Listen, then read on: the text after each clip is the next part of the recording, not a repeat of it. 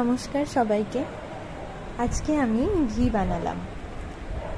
অনেক দিন ধরেই ভাবছি, তাই কিছুদিন আগে থেকে দুধের সরকে এইভাবে তুলে রাখছিলাম একটা বাটিতে। আজ দেখলাম প্রায় কিছুটা জমা হয়ে গেছে, তাই ভাবলাম আজই বানিয়ে ফেলি। তাই আজও সর তুলে বাটিতে রেখে ভালো করে একটা চামচ দিয়ে ফেটিয়ে নিলাম। ভালো করে ফেটানোর পর যখন একটা এরকম জল জল বের হবে, তারপর আরও অল্প পরিমাণ বাইরে থেকে জল দিয়ে ফেটিয়ে জলটাকে ফেলে দিলাম। এরপর ঘি করার জন্য বসিয়েও দিলাম।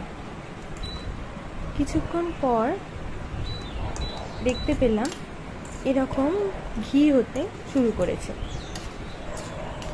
খুবই ভালো একটা গন্ধ বের হয়েছে। আরও কিছুক্ষণ পর ফোটার পর কালারটা চেঞ্জ হচ্ছে, সেটা বুঝতে পারলাম।